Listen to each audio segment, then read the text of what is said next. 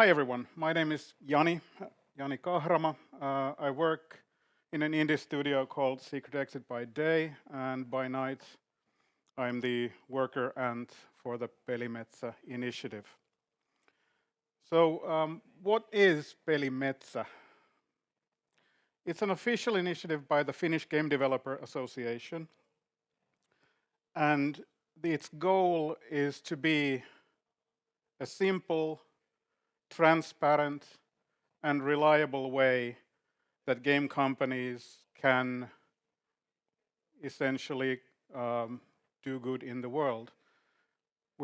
I'm going to go into the details of that, but let's start with the why. And in this presentation, I'm mostly winging it, but I'll try to make you feel bad at start. Then I'll try to make you feel better, but my ultimate goal is in the end to make you feel convinced. So let's start with the bad. Now, carbon compensation happens in many kind of ways, and there are some perhaps reliability concerns or verifiability concerns in a lot of them. But starting with a simple story, you have a tree. The tree has a bird, and the tree weighs about a ton. So now the tree is cut down, the bird is dead, but you have a coupon that says everything is fine, you compensated for the effect. I find this a little bit troublesome. Like, yes, a new tree is planted on these reforestation efforts, but it takes 60 to 80 years for the tree to grow back, but the bird is still dead. So how do we avoid this? And this brings us to Pelimetsä. Conservation of forest is, in my opinion, the only way to reliably not just guarantee that extra carbon doesn't get pumped up to the atmosphere, but it also preserves biodiversity. Biodiversity lost, animals extinct, they're not coming back. So the only way to preserve this diminishing resource is by conservation of their habitats. And Pelimetsä hopes to provide exactly this: a clear, simple method for game companies to use their CO2 footprint as the scope of their efforts for conservation. The history of Pelimetsä started a few years ago, simply based on the idea that, hey, we're in the game industry together, let's try to do something good. And this essentially became a group of people and companies coming together and making a donation to the Finnish Natural Heritage Foundation.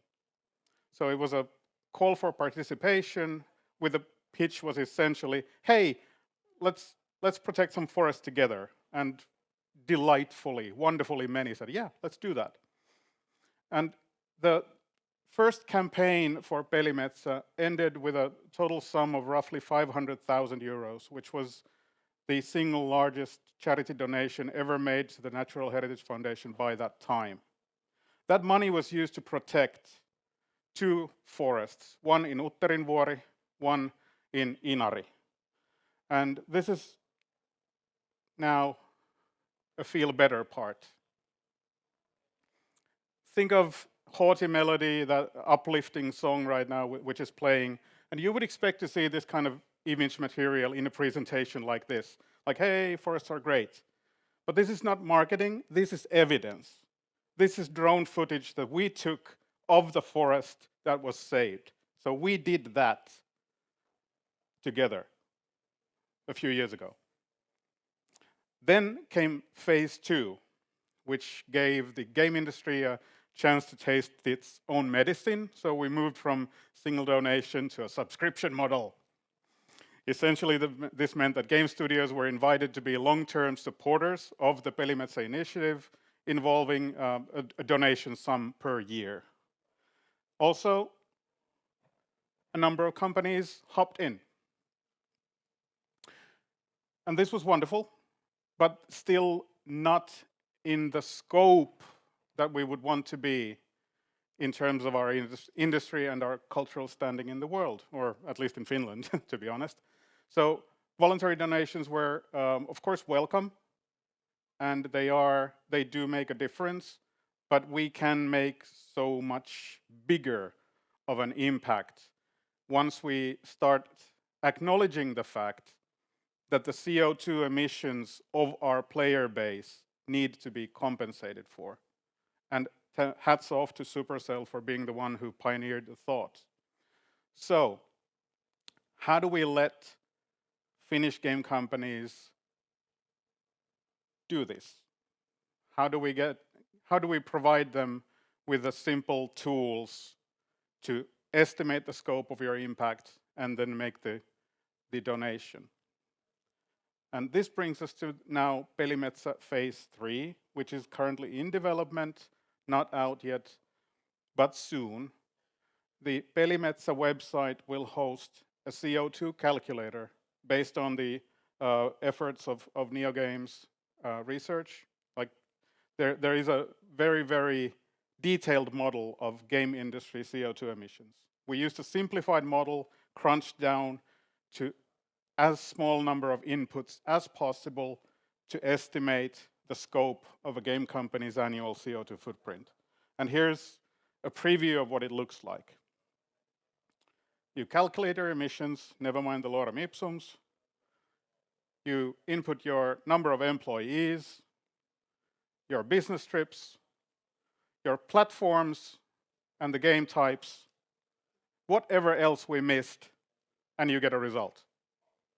So 5 inputs, and this is followed by an estimation of CO2 footprint. This then is multiplied by 70 euros per ton, which is the number given by the Finnish Natural Heritage Foundation for their estimate on basically how a ton would map to their purchase of Finnish old forest for preservation. And then clicking the button there that says make a one-time donation actually even generates a PDF invoice. So it really doesn't get much more simpler than this. Now, in terms of what's the dream of the forest, the dream is actually this. The website of Pelimetsä hosts currently the list of those 2 locations that have already been conserved by the game industry. The exact number and the total footprint of the Finnish industry, like the annual CO2 emissions of Finnish game industry, those are unknown, but let's say that the scope is in the tens of thousands. Now, those tens of thousands of tons multiplied by 70 euros per ton in terms of hectares of Finnish old forest protected, that is the dream. We could annually be saving large swaths of old forest and conserving it for the posterity. I realize that for large companies, making donations like this may be troublesome, but we'll see where it goes. This is not a transactional program. There is no certificate given to the donors saying that you have compensated for CO2 or whatever. No, this is a tool for game companies to scope their CO2. And even if you just use the calculator to scope like the impact you are having in the world, that's a good start. You realize that, okay, our business is having this level of effect. Whether or not beyond that you wish to donate to the Pelimetsä campaign in terms of protecting Finnish forests, that's entirely up to you. But we hope to make that as simple, as straightforward as it can possibly be. And again, why Finland? Well, the reason is, for Finnish companies, it's our own backyard.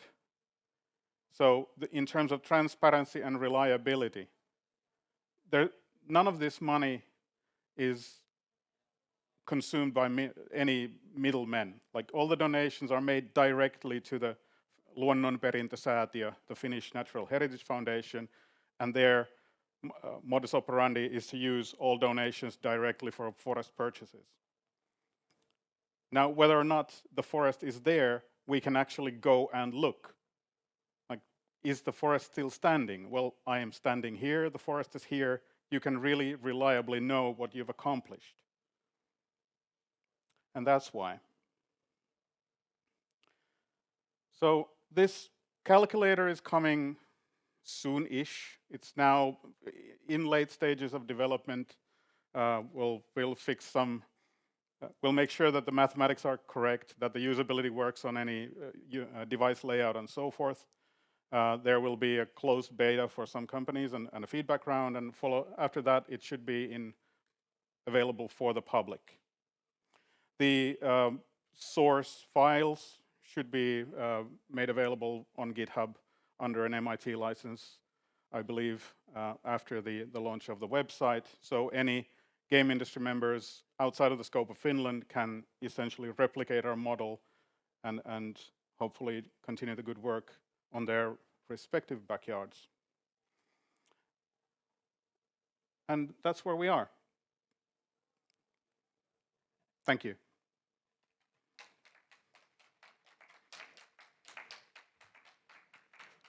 Thank you, Jani. That was short and concise. I'm gonna bully you with a lot of questions now. If there is any questions on the audience, please think about them. I'm gonna come back to you pretty soon. But yeah, how did you personally got involved in this? When did you start thinking about that we should do something like this? About 2018, 2019, I think. It was really more the abstract thought of we should be able to do something good together. Yeah. And then the ideas ranged from let's make a group electricity, like wind power contract. And that turned out to be rather impossible to accomplish. Then the next idea was, hey, maybe we should buy forests. And then that became rather complex, like, okay, so we need the Finnish Game Industry Forestry Association who makes decisions on which forests that we have purchased we should be cutting down. And that didn't work out either. And then there was an article about the Natural Heritage Foundation. And that made it simple. Like the entire part of the game industry now is essentially just to provide money for them to do their work. Yeah. That made it so positively simple that all the rest of it just made it feasible to do. I love it how it kind of feels like for the game industry people that we kind of have to build these things from the ground up, and then you discover people that have been working on these subjects for a long time, and then you can kind of help them to persevere with their I think topics. That there is an organization like the Natural Heritage Foundation who have already decades of history and track record of what they've done, and that is actually quite rare in the world to find an organization like that. And the fact that there is one in Finland, and that we can thus have this kind of cooperation together, it's wonderful. Yeah. So where exactly is it just like can we point out what are the forests that the game industry has bought, or is it just spread? Is it stamped somehow in the forest? Okay. They are stamped. Actually, the Pelimetsä website has these. It's rather vague. I mean, they're not. You won't find GPS coordinates, but there's currently, like, if you look for Utterinvuori in Google Maps, you'll find the region on the map, and also the website has this kind of large plot on the map to highlight the location. And the cooperation between the games industry and the Heritage Foundation is such that once donations add up to a certain level, and if there is a viable candidate for purchase, then we make that purchase decision together. Like, yes, this will be the next Pelimetsä location. And again, coming back to the dream, if enough game companies hop on board this initiative, then we can make this kind of a positive feedback loop of announcing, like maybe even once a year. But let's say we announce every 3 years that here's the next Pelimetsä location. We've done this, which hopefully inspires people to join in. But if we can get this up to almost an annual cycle of this year's Pelimetsä location is such and so forth, then this is a long-term view, but we should be able to have a cumulative long-term effect in Finnish forest conservation, well, that we should be proud of. As far as I understand, to some extent at least, forests need to be a little bit taken care of. I don't know if raked, but other stuff at least. Does it kind of build then additional costs that we now have this forest and then it needs to be somehow, or is it just left like that? How does it work? I don't actually know that. The Natural Heritage Foundation takes care of the forests that are conserved. Let me just say that I trust them to do the right thing. But they do need to somehow work on these areas every now and then. I actually don't know the details of how a conserved area is actually maintained. Yeah. I don't believe any trees are actually cut down. Yeah. Or raked. Or raked, yeah. Okay. Nobody goes raking. Okay. Any questions from the audience? All right, so I will continue with this. You know that there is, and you're also part of this International Games Forests Club. That is true.